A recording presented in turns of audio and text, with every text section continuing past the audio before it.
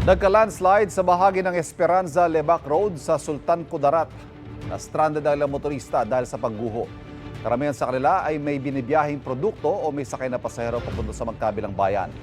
Mahigit isang oras ang itinagal ng clearing operations bago muling binuksan ang kalsada. Sa Coronadal, South Cotabato naman, nagmistulang ilog ang paligid ng ilang bahay sa barangay Magsaysay.